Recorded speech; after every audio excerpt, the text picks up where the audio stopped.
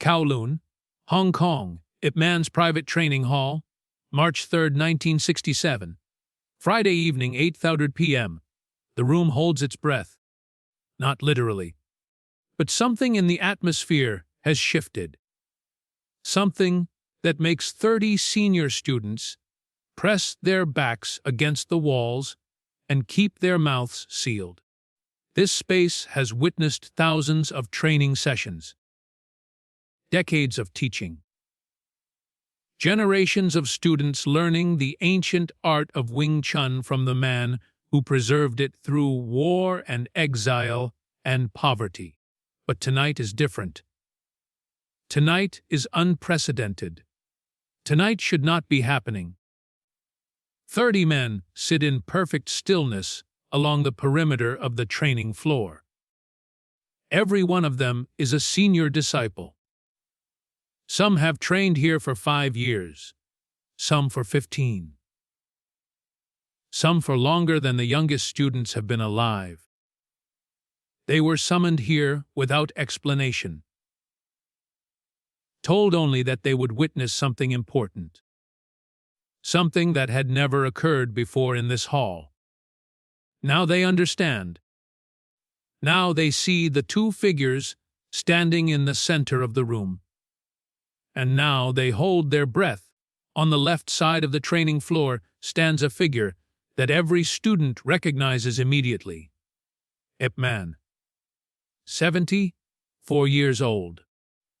The Grandmaster, the living legend, the man who carried Wing Chun from Foshan to Hong Kong when everything else was lost, who rebuilt the art from nothing, who taught thousands of students the techniques and philosophies that had been passed down through generations.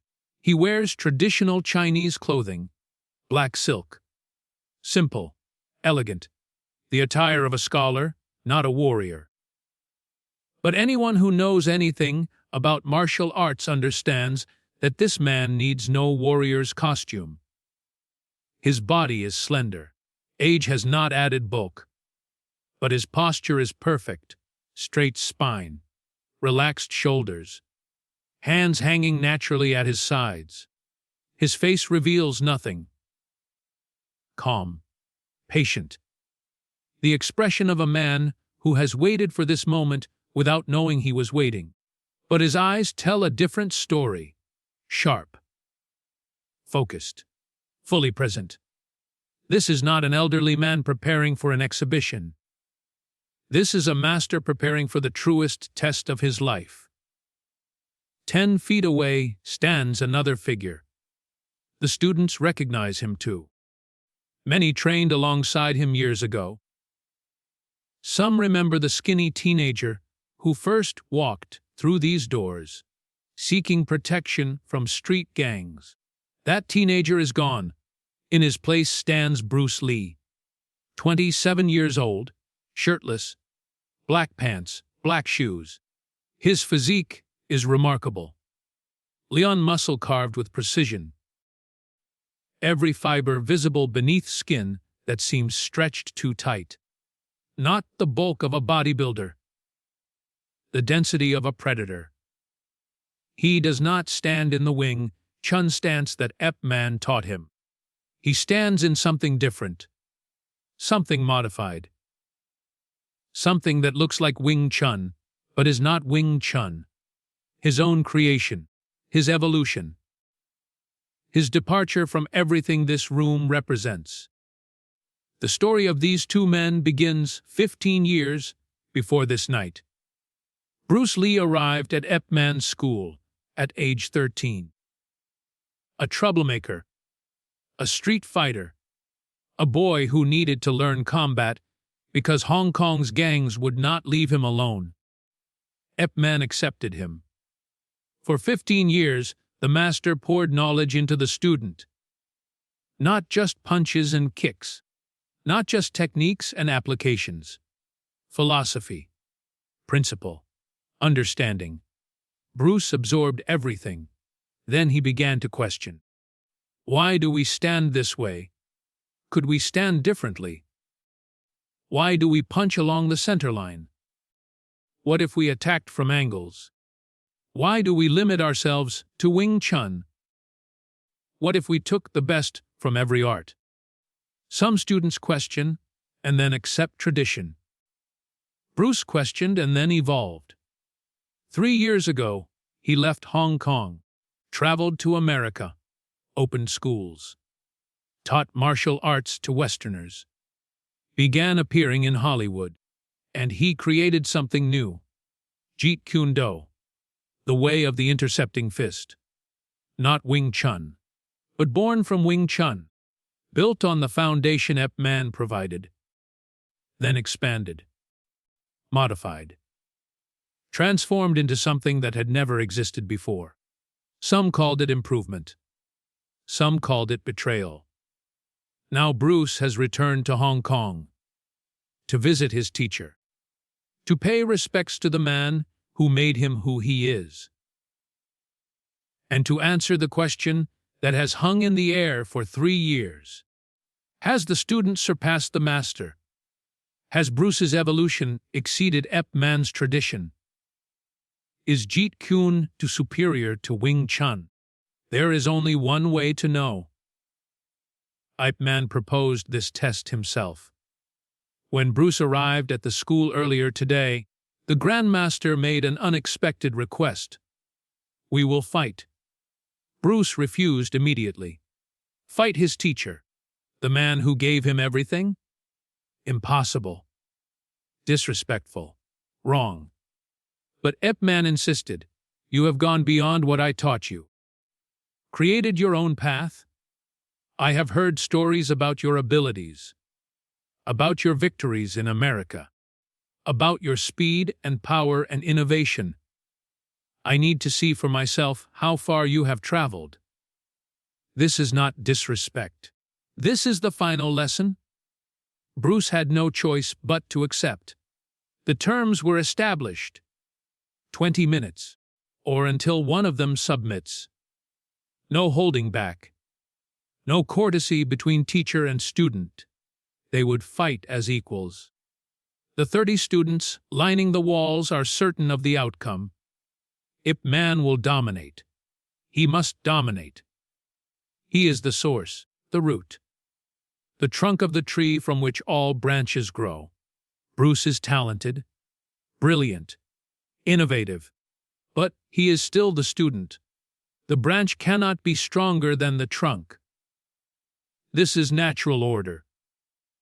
This is how it has always been. This is how it must be. Yet some of the younger students harbor quiet doubts. They have seen Bruce in recent years, witnessed his demonstrations, heard the stories from America. They wonder if perhaps the impossible might occur tonight. If perhaps the branch has grown strong enough to match the trunk. They keep these thoughts to themselves. Ip Man speaks first. His voice carries easily through the silent room. Quiet but clear. The voice of a man who has never needed to shout. "Bruce, you trained under me for 15 years. I gave you everything I possess. Now you have walked your own path, created your own way. This is proper. This is how martial arts must evolve. But tonight I must see if your way has surpassed mine, or if you still have lessons to learn." Bruce bows deeply, genuine respect in every degree of the gesture. "Sifu, everything I have become grows from what you planted. Whatever I have created stands on the foundation you constructed. Tonight I do not seek to prove I am better. I seek to show you that your teaching was so complete that it allowed me to grow beyond the form. That is your true legacy." Ip Man's mouth curves slightly, almost a smile. "Then let us discover the truth together. There is no signal, no referee counts down. No ceremony marks the beginning. The two men simply begin. Bruce moves first, not attacking, adjusting. He shifts into his Jeet Kune Do stance. Left foot forward. Weight distributed differently than Wing Chun prescribes. More mobile. More dynamic. Ready to move in any direction. Ip Man observes this immediately. His student has indeed changed. The Grandmaster attacks. Chain punches. The signature of Wing Chun. 3 strikes in rapid succession, straight down the center line, fast, precise. The technique that has ended countless confrontations before opponents understood what was happening. Bruce does not block the way Ip Man taught him. He moves laterally. Slips the center line entirely. Counterstrikes with a finger jab aimed at Ip Man's eyes. Ip Man deflects. Steps back. Resets. The first exchange consumes 3 seconds. Both men have learned something. Bruce's lateral movement is faster than Ip Man anticipated. Ip Man's chain punches are sharper than Bruce remembered. For 2 minutes they exchange. Testing, probing, gathering information. Bruce attacks with linear strikes, but from angles Ip Man did not teach. Did not expect. Ip Man uses centerline theory, but adapts constantly to Bruce's unconventional movement. Neither man dominates, neither man retreats. They are perfectly matched. The students watch in absolute silence. Some are shocked. Bruce is not being overwhelmed. He is matching their Grandmaster technique for technique. This should not be possible. Others are thrilled. This is the highest level of Wing Chun they have ever witnessed.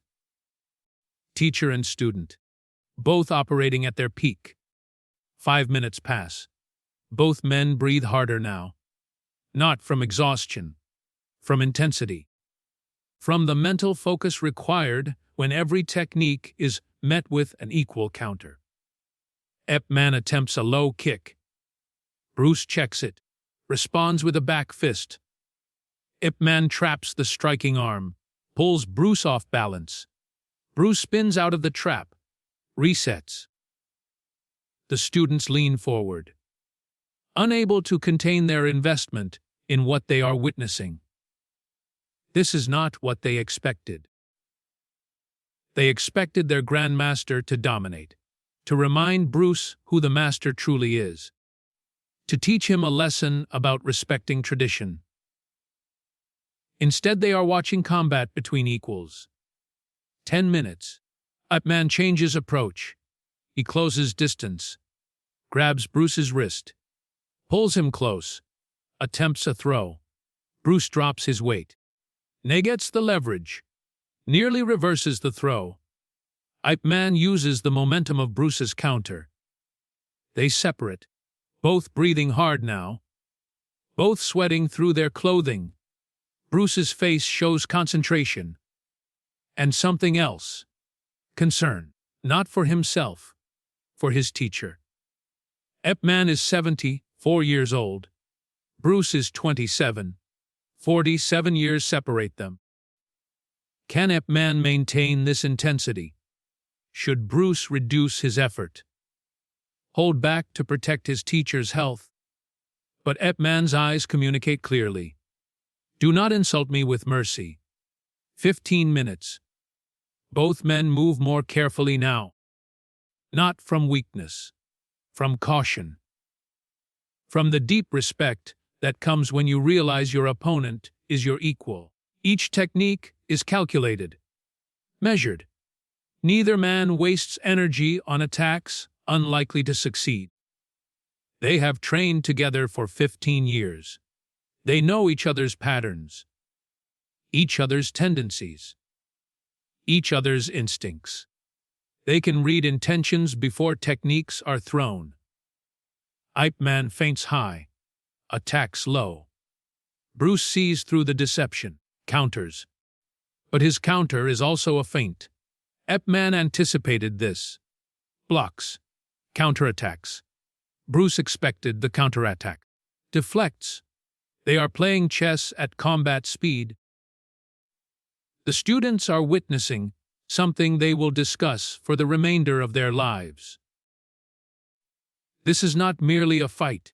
This is a conversation between masters, spoken in the language of Wing Chun and its evolution. 18 minutes. Ip Man lands a palm strike to Bruce's chest. Not full power, but enough to push Bruce backward. 2 full steps. The students murmur. The first clear hit of the night. The Grandmaster still possesses his skill, but Bruce responds immediately. A side kick to Ip Man's thigh. The older man absorbs the impact, does not flinch visibly, but his leg accepts the punishment. They reset, circle each other, both showing the wear of 18 minutes of continuous high-level combat. Ip Man's breathing has become labored. Bruce's shoulders have tightened from constant tension. They are both approaching their limits. 20 minutes. Ip Man launches one final aggressive combination. Chain punches flowing into a palm strike, flowing into a low sweep. The signature Wing Chun attack sequence, the pattern he has taught for decades.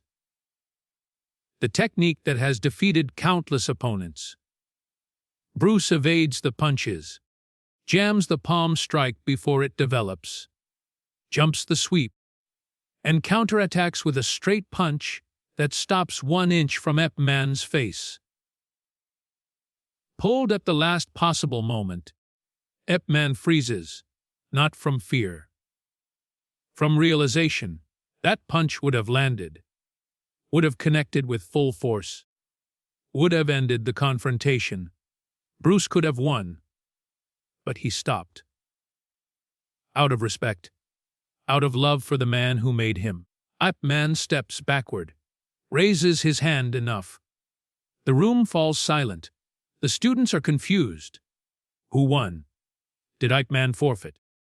Did Bruce hold back? What just occurred? 22 minutes from start to finish.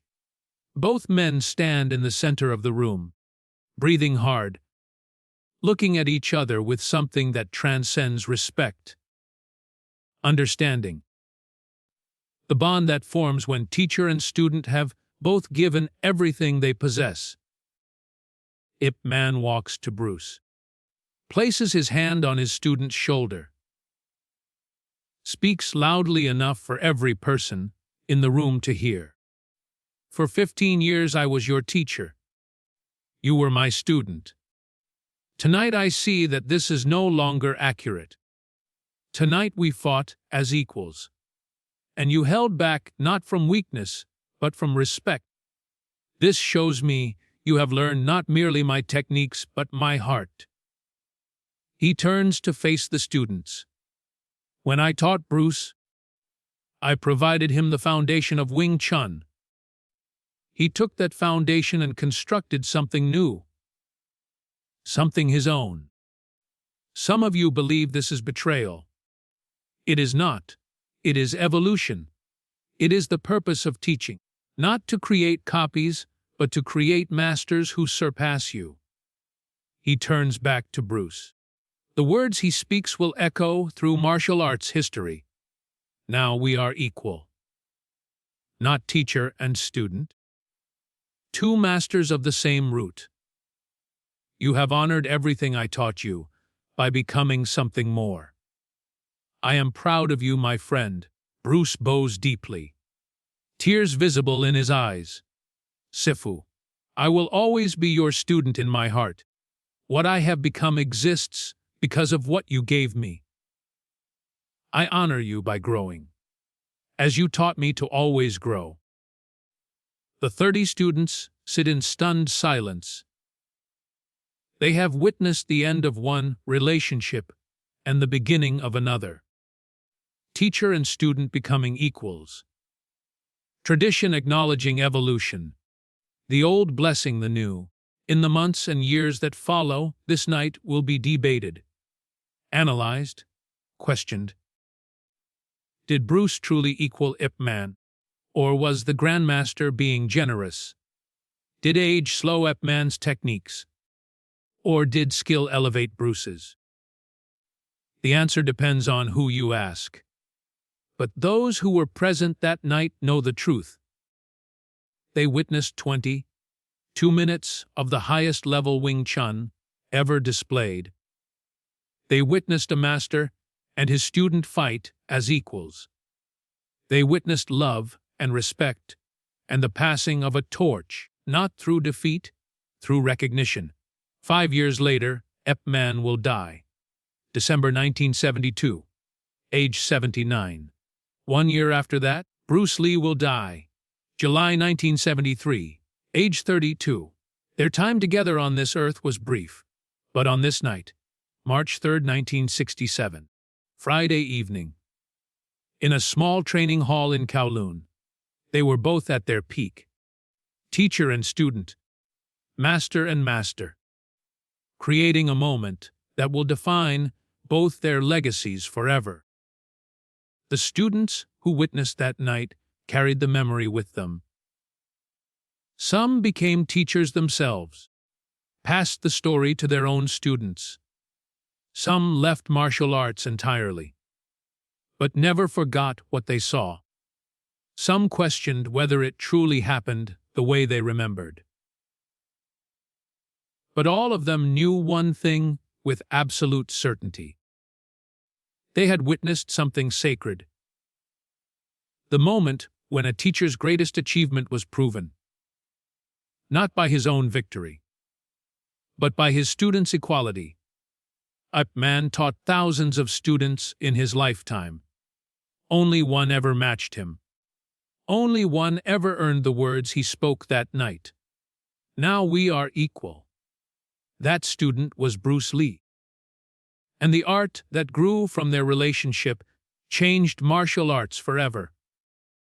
Wing Chun provided the foundation. Jeet Kune Do provided the evolution. And on one night in Hong Kong, the two met as equals. Teacher and student, tradition and innovation, root and branch, both essential, both complete, both honored by the other. This is how legacies are made, not through dominance, through recognition, not through defeat, through respect, not through endings, through new beginnings. Ip Man knew this. Bruce Lee knew this. And now you know it too.